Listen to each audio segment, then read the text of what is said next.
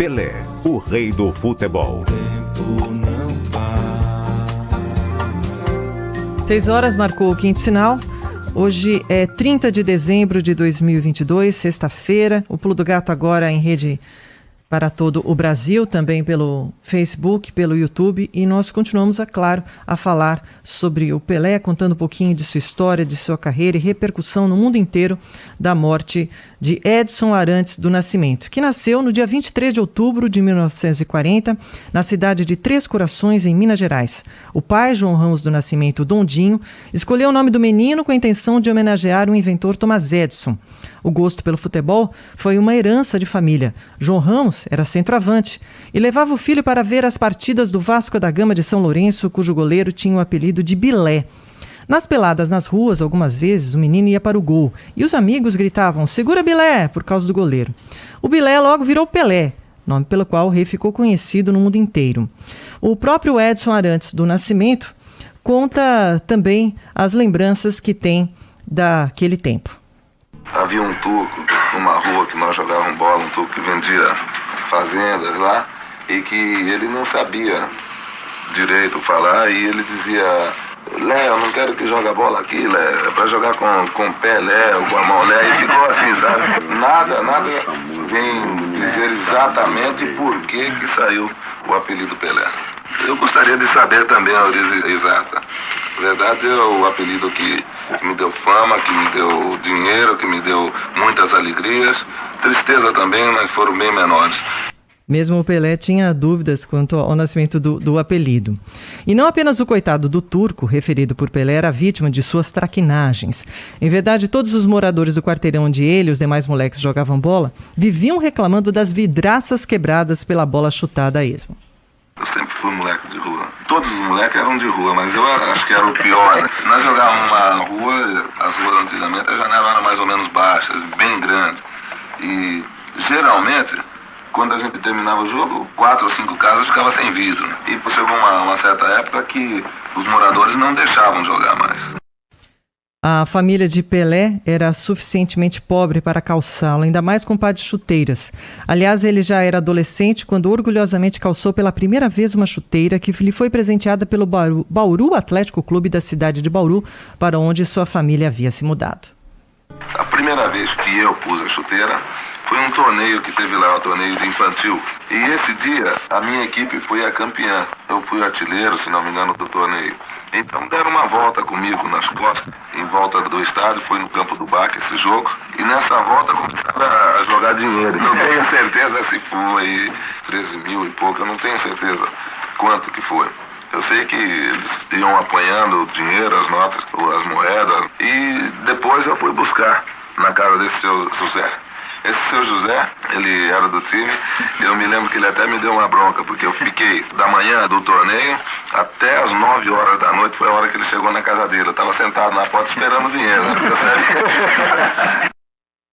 E em 1945, a família, incluindo a mãe Celeste Arantes, foi morar em Bauru, no interior paulista. E foi justamente em Bauru que o talento do futebol daquele garoto, o Pelé, que começava a ser notado nas ruas de Bauru, inclusive foi em Graxate durante um tempo em que o pai acabou ficando lesionado e não podia mais jogar pelo Bauru. Ele foi em Graxate, o menino Pelé, para poder ajudar a família em casa.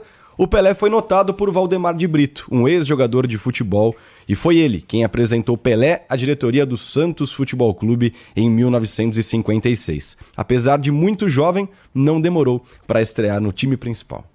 Num certo dia de 1956, Santo André recebeu pomposamente o Santos Futebol Clube de Jair da Rosa Pinto. Já era a grande atração, o tal de Pelé. Ninguém sabia se era jogador, se era massagista ou roupeiro do clube. O técnico Lula, necessitando fazer algumas experiências, lançou Pelé, desfazendo aqueles que tinham dúvidas. O goleiro de Santo André, Zaluar, concentrado na famosa canhota de Jair, até hoje não sabe o que aconteceu. Jair sumiu e o capeta Pelé tomou conta do espetáculo, começando ali a nascer um ídolo. Em verdade, um mito. O maior de todos nesse mundo mágico do futebol.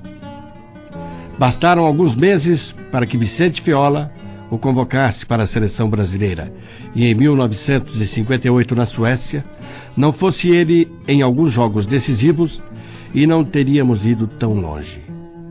Contra o país de Gales, um exemplo, Edson Leite narrou. Vai arremessar de sorte para Mazola, repetindo o lance. Mazola de puxeta para o corpo de Diniz. De cabeça para Pelé. Pelé deu para o espetacularmente.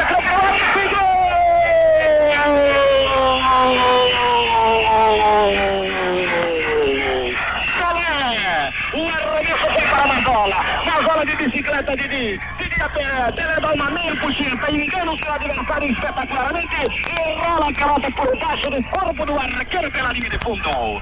Placar na Suécia, 1-0. Pelé, aos 20 minutos, finalmente com uma jogada mirabolante, acaba vencendo o arqueiro Kelsey do país de Gales. Agora o Brasil.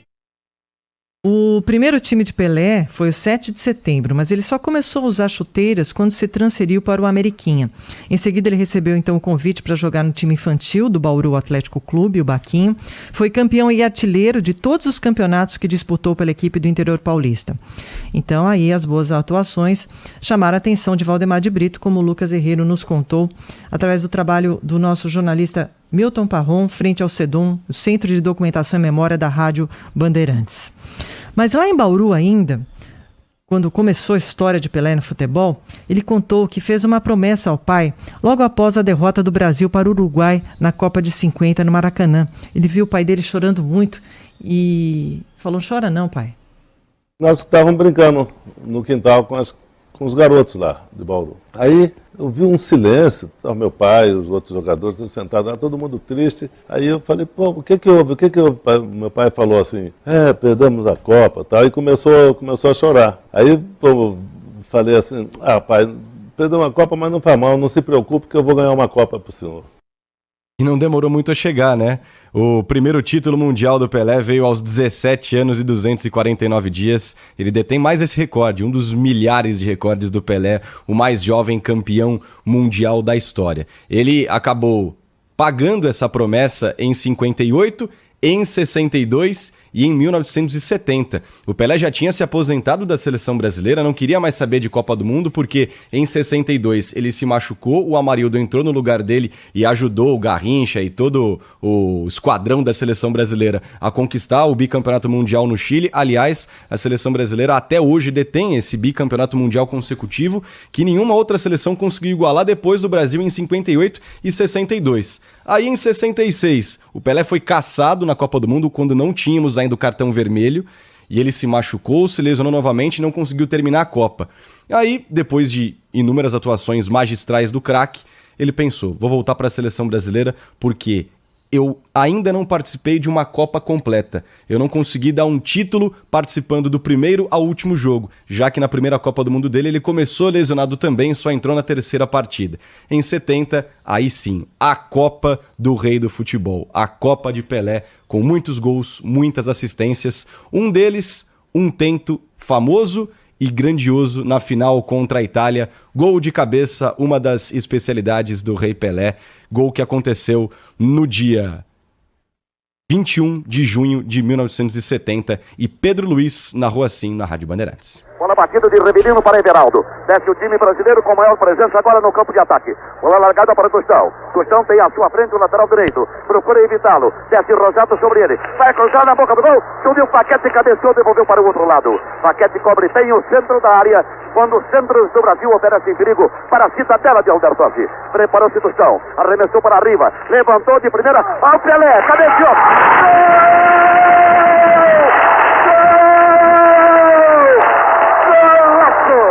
Golaço de Copa, golaço do Brasil, Pelé número 10, movimenta-se o placar da Copa, no Estádio Azteca da capital mexicana, Pelé número 10, a evolução de Rivelino pela esquerda, um levantamento sobre a zaga italiana, Pelé subiu, testou, ângulo esquerdo do gol, Pelé número 10. Quando faltavam 27 minutos, eram, portanto, decorridos 18 minutos do primeiro tempo. Brasil, brasileiros, 1-0. desce a Itália, chute perigoso, Catatelli que juntou o pau do gol. Um golaço de Pelé, na evolução de Riverino pela esquerda, numa tostada, numa testada de gênio. 6 horas e 11 minutos. Rede Bandeirantes